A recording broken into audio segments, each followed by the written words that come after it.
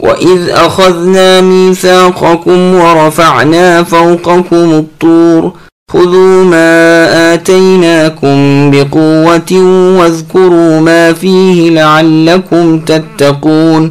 ثُمَّ تَوَلَّيْتُمْ مِنْ بَعْدِ ذَلِكَ فَلَوْلَا فَضْلُ اللَّهِ عَلَيْكُمْ وَرَحْمَتُهُ لَكُنْتُمْ مِنَ الْخَاسِرِينَ۔ اور اے بنی اسرائیل، جب ہم نے تم سے وعدہ لیا اور تم پر طور پہاڑ لا کھڑا کر دیا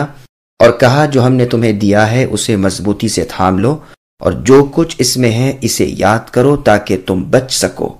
لیکن تم اس کے بعد بھی پھر گئے، پس اگر اللہ تعالیٰ کا فضل اور اللہ کی رحمت تم پر نہ ہوتی تو تم نقصان والے ہو جاتے۔ سامعین، اب ان آیتوں کی تفسیر سماعت کیجیے۔ یہود اور عہد شکنی۔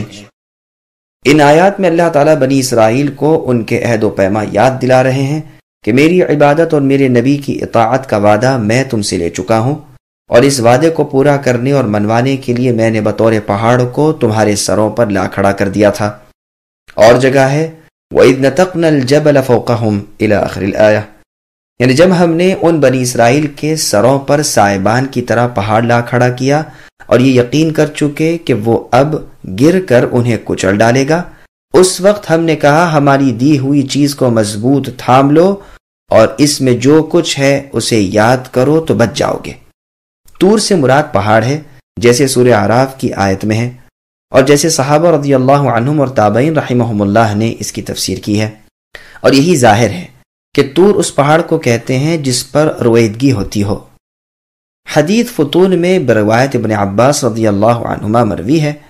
کہ جب انہوں نے اطاعت سے انکار کیا اس وقت یہ پہاڑ ان کے سروں پر لا کھڑا کیا کہ اب تو احکامات سنیں۔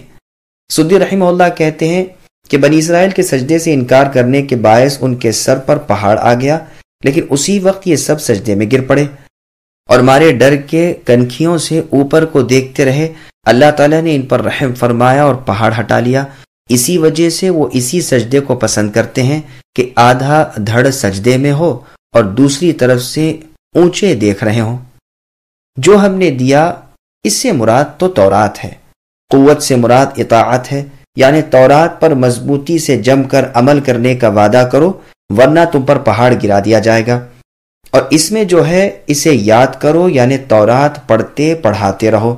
لیکن ان لوگوں نے اتنے پختہ میثاق، اتنے اعلیٰ عہد اور اس قدر زبردست وعدے کی بھی کچھ پرواہ نہ کی اور عہد شکنی کی۔ اب اگر اللہ تعالیٰ کی کرم فرمائی اور رحمت نہ ہوتی، اگر اللہ توبہ قبول نہ فرماتے اور انبیاء کے سلسلے کو برابر جاری نہ رکھتے تو یقیناً تمہیں زبردست نقصان پہنچتا۔ اس وعدے کو توڑنے کی بنا پر دنیا اور آخرت میں تم برباد ہو جاتے۔